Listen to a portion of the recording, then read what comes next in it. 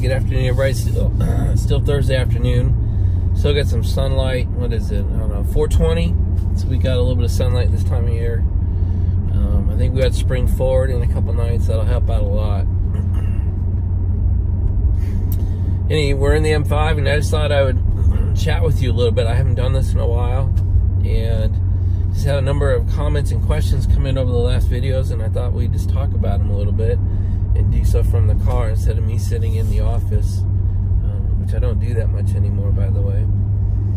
So let's talk Cobra Jet for a little bit.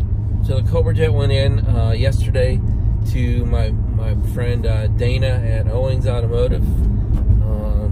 He's always done me right. He seems pretty knowledgeable and has some pretty nice cars through his garage. So he put the Cobra Jet up on the lift yesterday, and so we came back in this afternoon and talked to him a bit, and we got kind of three things we got to get addressed before we put it out on the track. The first is the right axle. It looks like it's leaking a little bit. So right where it joins in with the wheel. And so what we're going to do is go ahead and just tear it apart. It has Strange axles. That's a brand name if you don't know. Anyway, they're rated one of the best, so with the axles are Strange, and what we're going to do is pull apart that right side and put new seals on it. And then it looks like at one point, potentially where it was entering the diff might be a little leaky, but it doesn't look fresh. It looks old, but we're going to pull that apart too. Make sure we don't have any seal issues, so we're going to put new seals on the diff side as well. So, and then the third thing is the slicks on the back look, there aren't any wear indicators left, so we're going to just assume they're done. So we're putting new Mickey Thompson ET dregs on it, and so we'll get those ordered today. Yeah, so hopefully in the next week or so the car will be pretty much in perfect condition. I want to do a shout out to RPM, Race Proven Motorsports. They reached out to me and said, hey, come up to our shop and we'll put it on the dyno and do another check on it and maybe do some teaching. So I'll probably in the next couple of weeks reach out. When I know the car's ready, as far as I can tell, we'll put it in the trailer and we'll take it up to RPM. And they're real close to Cecil County Dragway. So yeah, we'll get some practice runs in with them. So I really appreciate that. And then one of you, and sitting here in the car, I can't remember, give me a lead to a real good drag school. And so I'll probably do that. I'll probably get the car inspected and fixed by Dana. Then I'll take it up to RPM and do some practice. Then I'll take my racing school. And I'll bring everyone through all those processes. So you can kind of see what it's like. So before I turned the car in to the mechanic yesterday, I was digging around a little bit, and it's funny. A lot of the internal features of the Mustang are in the Cobra Jet. Door, power buttons, and a lot of kind of things I'll show you around that don't have no function. They're just there because they pulled the door from the production center. So finding out, you know, where's the gas tank, where's the fill neck, and all that stuff was kind of a pain too, because I didn't know what I was doing. And so sorry about that. Call came in and kicked you guys off. So the fuel cell sits in the dead center of the trunk, and it's got a fuel filler cap right on top of the fuel cell. So we put about 4 or 5 gallons of race fuel into it. Turns out, since there's no exhaust, I can use leaded race fuel. So that's what we'll use from now on. It smells much different when it burns, by the way. So anyway, but then to do that, you got to open up the hatch, the back of the trunk. And where's the trunk release? So that took me a while to find. I'll show it to you when I get it back out of the shop next couple days. So that's kind of it for the Cobra Jet.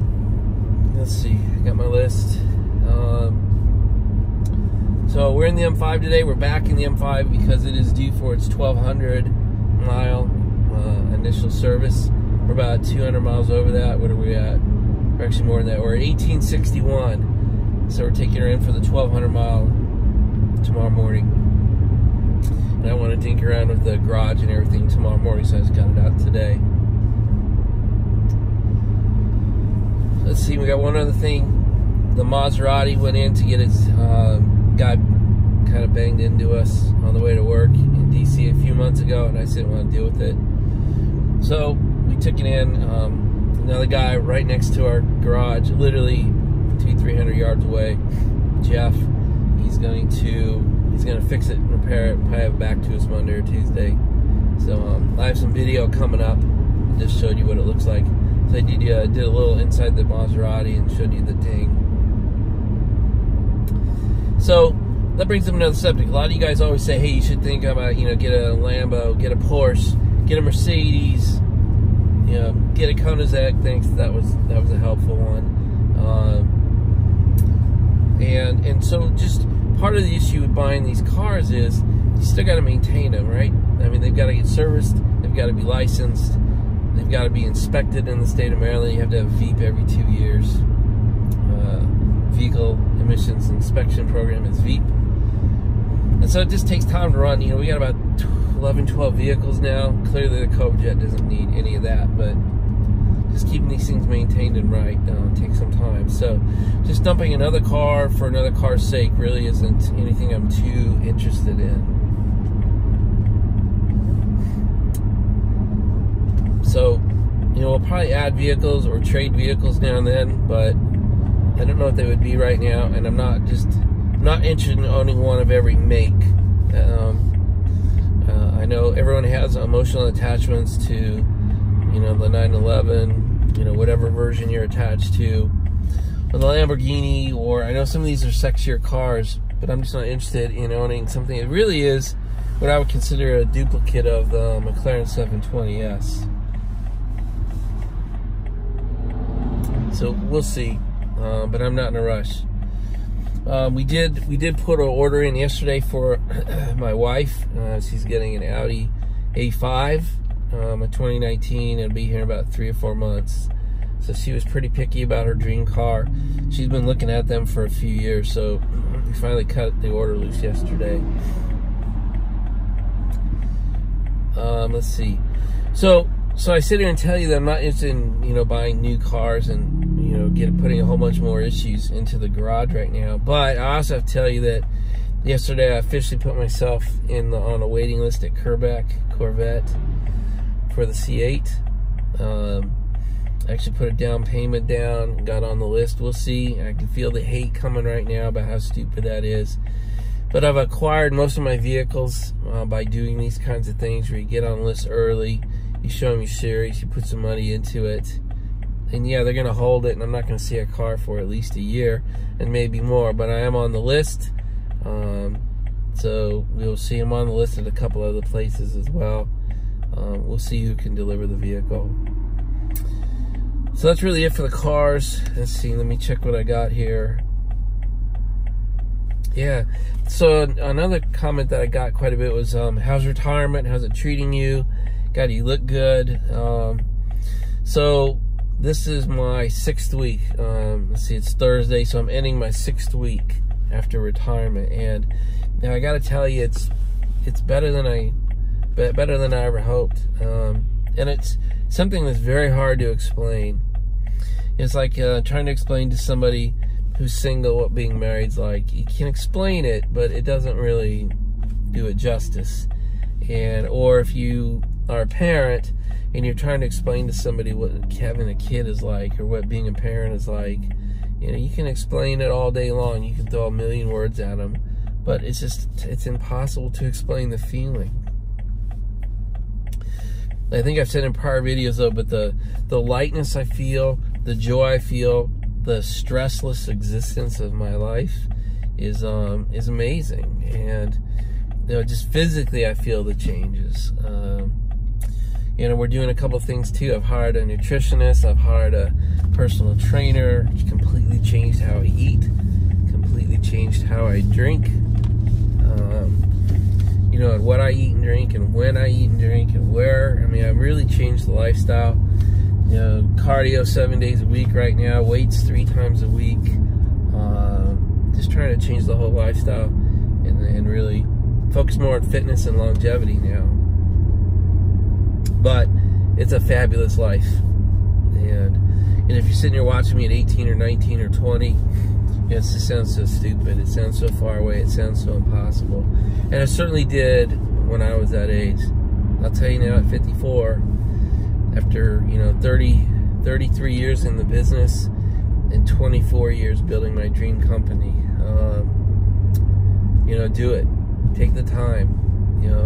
Understand it's going to take years or decades. It's not quick fix. It's not what the media teaches us. It's not what the social media teaches us. Some people can do it quickly. I would say the vast majority of those of us cannot do it quickly.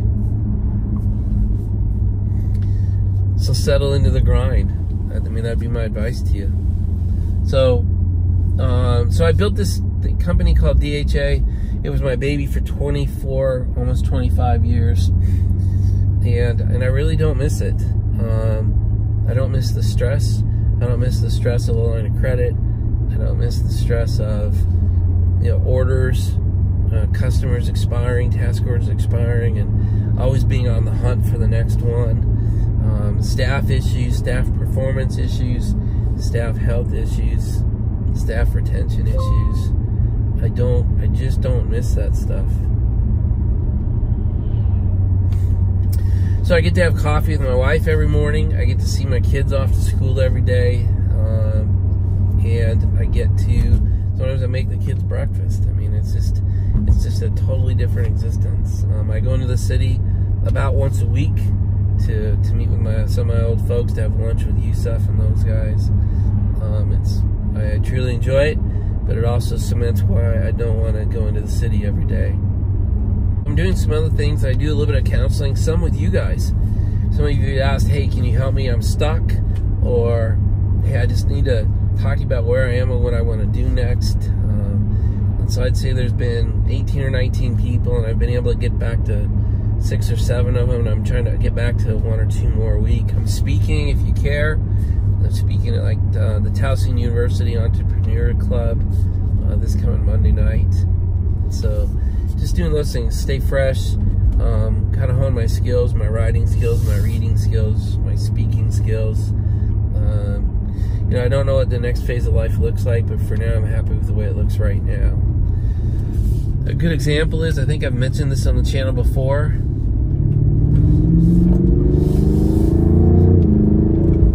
It's nice. I don't know if you can hear that, but it's nice. I have it in M1 mode. So, Sean and I, my son, he's turning 18 in a few weeks. He and I are headed to Paris. So May 21st starts a 6-day road rally or road race. I'm really not entirely sure. It's called the Run to Monaco. And it's a 6-day road race from Paris to Monaco. And it's supercar only. It's invitation only. I don't know if there's I've heard there's maybe 20, 25 people who can go. We've been approved. We're in. We've rented a McLaren 650S Spider. My son wanted to do it in a convertible. It costs less than shipping mine from the United States. So, but the hotels are amazing. When we get to Monaco, we get there the night before the Grand Prix. We're staying on what they call super yachts out at Monaco Bay, and from the top deck of the ship, you can sit and watch the Monaco Grand Prix right from the ship. So it should be an amazing 6-day road rally or race with my son. We're going to Paris a couple days early because neither he nor I have been there. And then we fly home. We'll be gone about 8-9 days. But that's what retirement's like. That's what my life is like. Spending more time. We're going up to Rensselaer RPI for a freshman orientation day, like April 13th. Look for houses up there while we're there. Get my son a little more oriented around RPI, and then we have the Monaco trip. Then we're taking 2 weeks. We're going back to Alaska. We did it 9 years ago, but my son barely remembers it. My daughter doesn't really remember it at all. That's fantastic. The M5 is a great car, I gotta tell you. So 2 weeks in Alaska, and then later in the summer, we'll do 2 weeks in Wyoming. So, I mean, you asked me how the retirement's going, how retirement's treating me. It's going great, and it couldn't be treating me better. So, between the drag racing, the circuit racing, and these trips, pretty much from April 1st through September, you know, it's gonna be pretty packed. All right, guys, so one other thing that I want to talk to you about is more life related, not car related, and it's called What's Your Number?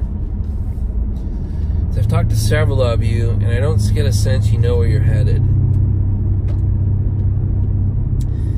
Even if you're a kid, you know, 18, 19, if you're in college, if you're in high school, if you're starting a business, if you've started a business, or maybe in your career and you're in your 5th or 6th part job or position in your career, I sense a lot of wandering out there. And from my experience, what I'd recommend you do is figure out what's your number. And I don't mean your salary, I don't mean your bonus, I don't mean, this got nothing to do with annual. What I mean is, if you think about your life, either life as is now or life in your dream mode, I don't really care, but life as you would like to live it. How much money is that per year for you to live your life? Net of taxes, take home pay, if that's how you want to talk. How much money do you need a year to run the life the way you'd like to live it? And if you do stupid shit, if you put a bunch of dumbass stuff in your budget and you say, well, I need $1 million a year, you know, you can do that, but there's ramifications to that. It's called time. And if you're stupid and say, well, I only need 30, 40 grand to live a year, I mean, just make sure that's really a lifestyle that's sustainable and supported by your spouse or your kids, or if you want a spouse or kids, or you want to stay in your same house or stay a renter or not travel. But if you say 40 or 50K a year, that's probably a very attainable number. I just don't know if that's real. So if you put real thought, real consideration, I mean line items, don't just ballpark it. Put line items on a spreadsheet and don't tell me, how much money do you need for your house, your utilities, your car, your insurance, your food, you're going out, your vacations. How much money do you need to live? Buy a line item, add it up. At least get a sense of how much money you need. And then the second part is, how much money do you have to have in an investment account to earn that kind of money? And that's where you're going to find out time versus want. And I'm in a certain house, but I want one 2 or 3 times as expensive. Well, that has ramifications to it. But if you step one is, how much money do you need to live every year? I mean, cash out, you know, just money. And then how much money do you need to have saved in the bank, invested, so that you can live on that money? So you have to know kind of how good are you at investing. So I'm not good at it. I don't want to play that game. So I hired somebody to do it. He's one of the best. What he tells me is plan on 6% return a year. He can usually beat that, but he said to plan for your life, plan on your nest egg growing 6% a year.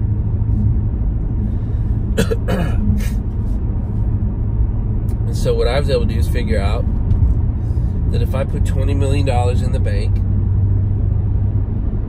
I knew I could live on the interest easily and put quite a bit of that back, and then split it and give it to my 2 kids when I'm gone, and they would never have to worry about money either. So he's starting to hear some of my values and some of my goals. So I knew $20 million at 6% interest, plus I got to figure in about 30% in taxes, 28%, because there's 20% capital gains tax as of today in the United States. And then Maryland's got a 5.7 income tax, and then my county puts another 2% piggyback tax on that. So it's about 28-29% a year. So can you do those kind of calculations? Do you know what number you need? Because then you need to know, can you grow your company to that number? Or can you save enough money in the job you're in to get to that number? But at least you have a target. I think too many people are wandering in the wilderness knowing they need more, knowing they need to get bigger, knowing they need to get more profitable. And those are tough goals. They eat at you no matter what you do, more. No matter how much you grow, you gotta grow. No matter how much more profitable you are or that you get, you need more. So more, bigger, just those are terrible goals. And so I just ask you, if you really want to put a foundation to your life's plan, get to know how much money you need every year, and get to know how much money you need invested to make that number. And some of you laugh at me and say, it's such a big number, it's a joke, you don't want to do it. So be it. I mean, it's up to you. If you don't see value in it, please don't do it. I'm just suggesting from my life experience, if you want to get a hold of yourself, if you want to get a foundation for the rest of your life, figure it out. I'm going to work till I'm dead. That's certainly one way to do this. Not the way I would want you to do it, not the way I've done it. So, get your number. How much do you need every year? Get your number. How much do you need in the bank to earn that much every year? And then, can you start working towards a plan to get to that number? Anyway, pretty serious topic. I'm going to end the little Q&A session now, and we'll do a little bit of video with the Maserati, and we'll be out for the day. Talk to you guys later. Alright, good afternoon, everybody. Let's see, it's Thursday afternoon, and we're going to talk a little Maserati today. This is our 2014 Gran Turismo. Bought it last summer. Anyway, it's my wife's favorite, and I was able to get it for about a quarter of what a new one costs. So anyway, I love how it looks. I'll never race it. No real purpose other than the date car for the wife. Hello, God. Accident. I had a guy bump into me on the way into DC one day. So we are going to take this in. See if I can't get the body work taken care of. Luckily, I have a guy here in the complex that said he can do it. So I'm going to take it in and have him look at it today. So let's get in and let you see the inside. Yeah, I'm still so bad at this that sometimes I look through the camera instead of looking in the real world. Mess things up. Anyway, that's what the inside looks like. The seats look good. It's got a back seat, but it's a joke. I think they call that like an insurance back seat. Anyway, it's beautiful. It's perfect. Looks brand new. Alright, we're in it. Here's what the instrument panel looks like. You can see I have a tire pressure notification. That happens a lot. All my cars when they sit here, particularly in the winter time, lose air. And sometimes this thing is cold, so unless they're way off, I leave them alone. So let's see, it looks pretty old. These things make it look pretty outdated. Standard automatic. You know, standard what they got, environmentals, entertainment center, and that tiny little, let's see, my hand covered easily, screen. The best button in here is the sport button. That gives it a nice throaty sound and tightens things up a bit.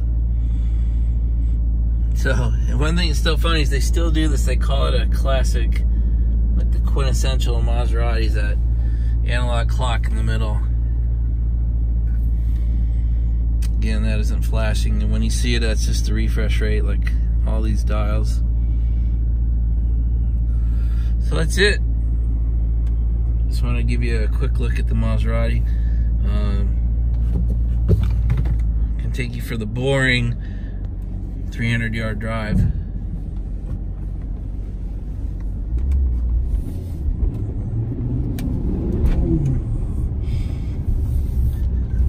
Local dumpster.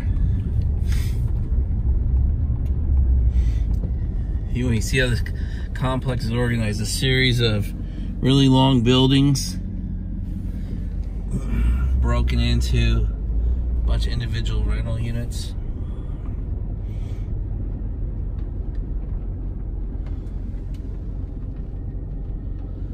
goes on and on and on. I don't know how many units are in here. I'd say a couple hundred. And our bodywork guy is way down here. He's literally the last guy on the line.